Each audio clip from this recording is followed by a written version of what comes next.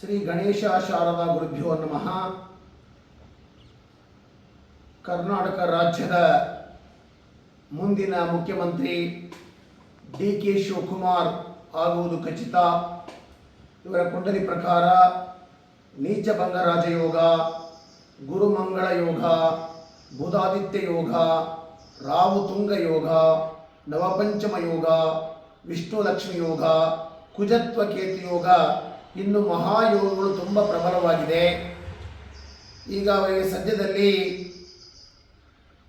26/11/2025 ಒಂದು ಯೋಗ ಪ್ರಾರಂಭ ಆಗಿ ನಾಳೆ 9/5/2026 ಮುಕ್ತಾಯವಾಗಿ ನಂತರ 10ನೇ ತಾರೀಕಿಂದ 10/5/2026ರಿಂದ 25/6/2027 ತುಂಬ ಪ್ರಬಲವಾದಂಥ ಮುಖ್ಯಮಂತ್ರಿಯಾಗ ಯೋಗ ಪ್ರಬಲವಾಗಿದೆ.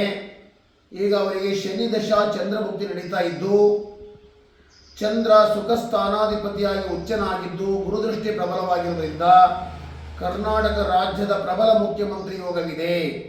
ಹಾಗಾಗಿ ಇವರ ಕುಂಡಲಿ ಪ್ರಕಾರ ತುಂಬ ಉತ್ತಮವಾದ ಯೋಗವನ್ನು ಹೊಂದಿರುವುದರಿಂದ ಇವರು ಮುಖ್ಯಮಂತ್ರಿಯಾದ ನಂತರ ಎಲ್ಲ ರೀತಿಯ ಅಭಿವೃದ್ಧಿ ಕಾರ್ಯಗಳು ಪ್ರಾರಂಭ ಆಗ್ತದೆ. ತಾಲೂಕು ಮತ್ತು ಜಿಲ್ಲಾ ಕೇಂದ್ರಗಳ ಸಂಘಟನೆ ಮಾಡುವ ಮೂಲಕ ರಾಜ್ಯ ರಾಜಕಾರಣದ ಹೊಸ ಮನ್ವಂತರವನ್ನು ತರುವಂಥ ಯೋಗ ಇದೆ. ಇವರ ಕುಂಡಲಿ ಪ್ರಕಾರ ನೀಚಭಂಗ ರಾಜಯೋಗ, ಧರ್ಮ ಕರ್ಮಾಧಿಪತಿ ಸಂಯೋಗ ಇರುವುದರಿಂದ ಗುರು ಹಿರಿಯರಿಗೆ ಅಪಾರವಾದಂಥ ಗೌರವ, ಮಠ ಮಂದಿರಗಳಿಗೆ ಸಹಾಯ ಮಾಡುವಂಥ ಗುಣ, ಯಜ್ಞ ಯಾಗಾದಿಗಳ ಆಸಕ್ತಿಯನ್ನು ಹೊಂದ್ತಾ ಇದ್ದಾರೆ ಮತ್ತು ರಾಜ್ಯದ ಅಭಿವೃದ್ಧಿಯನ್ನು ಮಾಡುವುದರಲ್ಲಿ ಮುಂಚೂಣಿಯಲ್ಲಿದ್ದು ಒಳ್ಳೆಯ ಹೆಸರನ್ನು ಗಳಿಸ್ತಕ್ಕಂಥ ಯೋಗ ಇದೆ. ನಾನು ನೋಡಿದ ಪ್ರಕಾರ ಇವರ ಕುಂಡಲಿ ತುಂಬ ವಿಶೇಷವಾಗಿದ್ದು, ಭಾರತ ದೇಶದ ಪ್ರಧಾನಮಂತ್ರಿಗಳಾಗಿರುವಂತಹ ನರೇಂದ್ರ ಮೋದಿ ಜಾತಕ, ಎಚ್.ಡಿ. ದೇವೇಗೌಡರ ಜಾತಕ, ರಾಮಕೃಷ್ಣ ಹೆಗಡೆಯವರ ಜಾತಕ, ಉತ್ತರ ಪ್ರದೇಶ ಮುಖ್ಯಮಂತ್ರಿ ಯೋಗಿ ಆದಿತ್ಯನಾಥ್ ಜಾತಕ, ಬಿ.ಎಸ್. ಯಡಿಯೂರಪ್ಪನವರ ಜಾತಕ, ಎಸ್. ಬಂಗಾರಪ್ಪನವರ ಜಾತಕವನ್ನು ಹೋಲುವಂಥ ಜಾತಕ ಆಗಿದೆ.